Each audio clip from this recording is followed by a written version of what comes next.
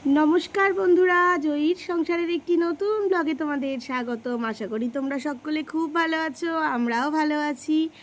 আর ভালো থাকার কারণ দেখো, সকাল সকাল চলে এসেছি আমার এই ছোট্ট বাগানটাতে। একটু ঘুরে চারিদিকটা দেখছি, আর দেখছি কত ফুলের কুড়ি এসেছে। কাল আমাদের মায়ের চরণে বেশ অনেকগুলো জবা দেওয়া যাবে। গাছ ভরে এরকম কুড়ি দেখলে না পরের দিন মনে হয় কখন আসবে আর ফুলগুলোকে কখন তুলবো। খুব ভালো লাগে। আর বর্ষাকাল তো, তাই জন্য এখন ঠিকঠাকভাবে ফুলও ফুটছে। এই দেখো, গোলাপি জবাগুলোও কিন্তু খুব সুন্দর ফুটছে। আর থোকা জবাগুলো জানো না, প্রত্যেক দিন অন্তত 10-12টার বেশি করে ফুটছে। এমনিতেই আমাদের ফুল রেগুলার নিয়ে আসা হয়, কিন্তু যখন গাছের ফুলগুলো ফোটে আর সেগুলো যখন পুজোয় লাগাই, তখন মনটা একেবারে ভরে যায়। বাগান ঘুরলে তো আর সারাদিন ধরে হবে না, কারণ রান্নাঘর আমার জন্য অপেক্ষা করছে, যে তাই চলে এসেছি এখন রান্নাঘরে। বানাবো আজকে সব থেকে বর্ষাকালের প্রিয় যে মাছটা, সেটা ইলিশ মাছ। ইলিশ মাছ খেতে কিন্তু আমার ভীষণ ভালো লাগে। তোমাদের কার কার ভালো লাগে কমেন্টে লিখে জানিও। এই যে এখন বসিয়ে দিয়েছি ইলিশ মাছ, তেল গরম হয়ে গেছে, মাছগুলোকে আগে ভেজে নিচ্ছি। তবে অন্য মাছের মতন তো খুব বেশি ভাজতে লাগে না, এটা হালকা করে একটু ভেজে নিলেই হয়ে যায়। তাই এখন মাছগুলোকে এক এক করে ভেজে নিচ্ছি। আর এরকম বৃষ্টি বৃষ্টি ওয়েদারে কিন্তু প্রচুর ইলিশ মাছ ওঠে, তাই ভাবছি যে এই মাছটা শেষ হলেই আবার আরেকবার যাব ইলিশের খোঁজে। জানো তো, আমার বাপের বাড়িতে আবার নিয়ম আছে, প্রথম যখন ইলিশ মাছ আনা হয় বছরের, তখন গোটা ইলিশ মাছ নিয়ে এসে তাকে তেল হলুদ মাখিয়ে স্নান করাতে হয়। কি ভালো লাগে এই রিচুয়ালটা, জানো না? আগে দেখতাম মাকে আর ঠাকুমাকে উলু দিয়ে এরমভাবে স্নান করাতো। আর আমি যেমন মাছের বাজার থেকে মাছ কাটিয়েই নিয়ে এসেছি পিস করে, কিন্তু মারা তা আনতো না। মাদের যেহেতু এই রিচুয়ালটা আছে, তাই মা নিজে বাড়িতে পরে কাটতো, আগে স্নান করিয়ে নিয়ে। তো আমার শ্বশুরবাড়িতে এই সমস্ত নেই, তাই আমি একেবারে মাছ বাজার থেকে মাছ কাটিয়েই নিয়ে এসেছি। তবে মাছটা বেশ ভালোই ছিল জানো, কারণ টেস্টও ভীষণ আর গন্ধটাও কিন্তু বেশ ভালো বেরোচ্ছে। ইলিশ মাছ পছন্দ করে না এমন লোক বোধহয় খুব কমই আছে, কারণ বর্ষাকাল যেই ঝিরিঝিরি বৃষ্টি পড়ে। আমি তো কদিন ধরেই বলছি আমার শাশুড়ি মাকে, মা এবার কিন্তু বাজারের দিকে যেতে হবে, এবার ইলিশ উঠবে। তবে মাছের প্রিয় বেশি আমি আর আমার শাশুড়ি মা। আমার শ্বশুরমশাই, অভি, মেয়ে, ওরা আবার খুব বেশি যে পছন্দ করে তা না, খায়, তবে খুব একটা যে প্রিয় তা না। যাই হোক, আজকে বানাবো সর্ষে পোস্ত দিয়ে মাছ। সর্ষে পোস্ত দিয়ে ইলিশ মাছ খেতে কিন্তু ভালো লাগে। আর ইলিশ এমন একটা মাছ যার নিজেরই একটা স্বাদ থাকে, তাই তুমি যেমনভাবেই বানাও টেস্ট কিন্তু কখনো খারাপ হবে না। বেগুন দিয়ে পাতলা ঝোলটাও ভালো লাগে। তো এরকম এক এক দিন এক একটা এখন বর্ষাকালে ইলিশ মাছের রেসিপি কিন্তু খাওয়া যেতেই পারে, কি বলো তোমরা? ঝটপট রেঁধে নিচ্ছি তোমাদের সঙ্গে গল্প করতে করতে। আর এদিকে দেখলাম যে পোস্তটা রিফিল করতে হবে, তাই সেটাও এখন ঢেলে নিলাম, কারণ বললাম না সর্ষে আর পোস্ত দিয়েই আমি মাছটা করব।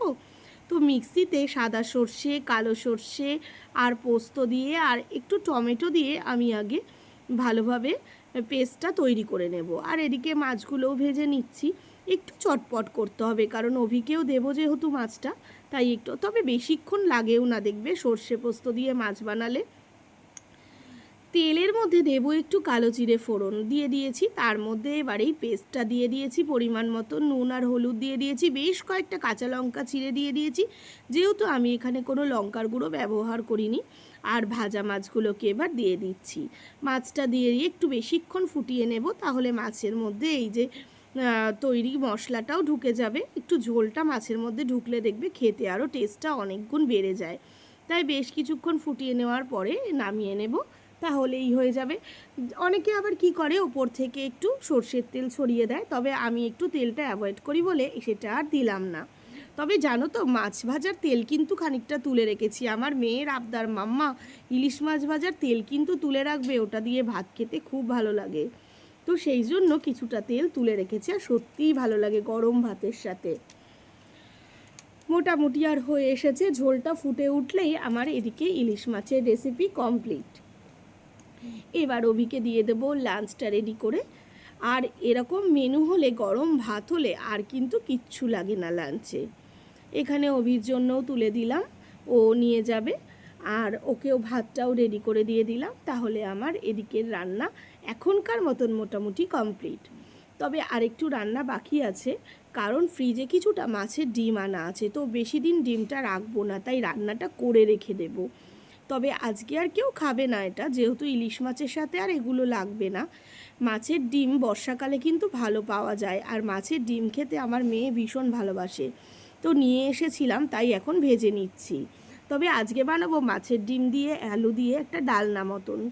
আবার অনেক সময় কি করি জানো, খাওয়ার আগে গরম গরম মাছের ডিম ভেজে নিয়ে একটু তেল দিয়ে খেতেও কিন্তু বেশ ভালো লাগে।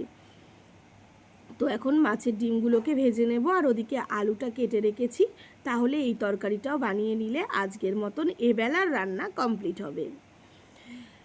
মেয়েকে স্কুলে আজকে পাঠাইনি, তার কারণ হচ্ছে স্কুল থেকে নোটিশ দিয়ে দিয়েছে, যেহেতু ওর 4 তারিখ থেকে পরীক্ষা, তো সেই জন্য আজকের দিনটা স্কুলটা অফ করালাম, কারণ বাড়িতে একটু বসে বসে ওর মতন করে ও একটু প্রিপারেশান নিতে পারবে।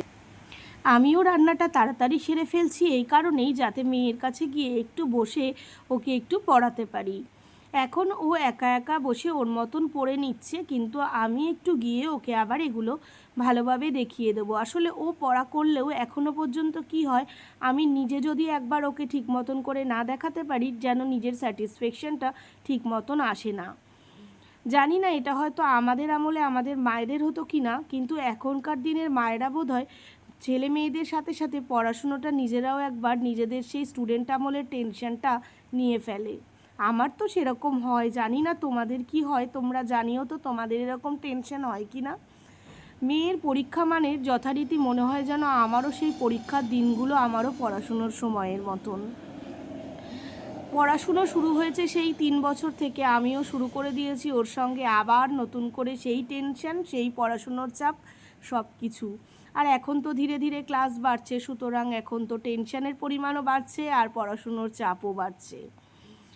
তো আমি সেই জন্যই বলি যে মা সরস্বতী কিন্তু আমার সঙ্গে সারা জীবন থেকে গেছে। একটা সময় আমি পড়াশুনো করেছি, এখন মেয়েকে পড়াশুনো করিয়ে সেই একই টেনশন একই চাপ সব কিছু আবার নিয়ে যাচ্ছি।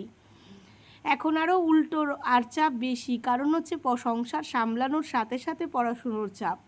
তো এখানে তোমাদের সঙ্গে গল্প করতে করতে আমি পেঁয়াজ রসুন আদা টমেটোর পেস্টটা দিয়ে আলুটা দিয়ে দিয়েছি, পরিমাণ মতো নুন দিয়ে ঢাকা দিয়ে দিয়েছিলাম।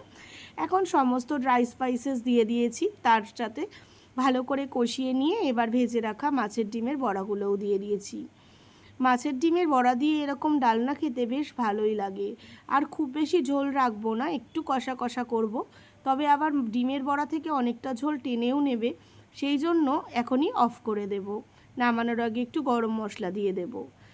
বাইরে ঝিরিঝিরি বৃষ্টি আর বাড়িতে হয়েছে ইলিশ মাছ, আজকের কম্বিনেশনটা কিন্তু খুব সুন্দর। তাই মনে হচ্ছে আজকে লাঞ্চটা যেন একটু তাড়াতাড়ি করে নিতে পারলেই ভালো হয়। ইলিশ মাছের গন্ধ বেরোচ্ছে চারিদিক দিয়ে। এই যে এখানে মেয়ে পড়াশুনো করছে বললাম না, ওর মতন একটু পড়ে নিচ্ছে, আর আমি ওদিকে সব কাজ মোটামুটি কমপ্লিট করে নিয়েছি। ওর কাছে এখন একটু বসবো, আর তারপরে এবার ওকেও স্নান সেরে নিতে বলবো।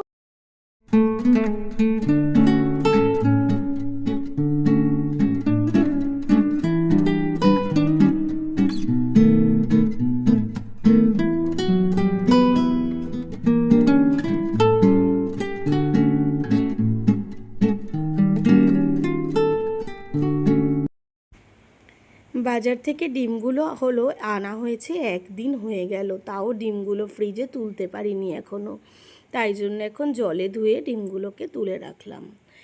এদিকে আমাদের লাঞ্চও হয়ে গেল, আর লাঞ্চ করতে করতে একটু টিভি চালিয়ে বসেছি। আর আমার মেয়ে যেহেতু এখন একটুখানি রেস্ট নেবে, তাই ওর কাজ চিন্তা করো, ও সেই মেলা থেকে কিনে আনা বাবেলটা নিয়ে বসেছে, সারা ঘর খালি এই জল জল করছে। আমি বললাম এই জলে কিন্তু এবার তুই পড়বি। তো যাই হোক, আজকের ভিডিওটা এই অবধিই থাকলো। ভালো লাগলে একটা লাইক করো, যারা সাবস্ক্রাইব করোনি চ্যানেলটা সাবস্ক্রাইব করো। তোমরা ভালো থেকো, সুস্থ থেকো।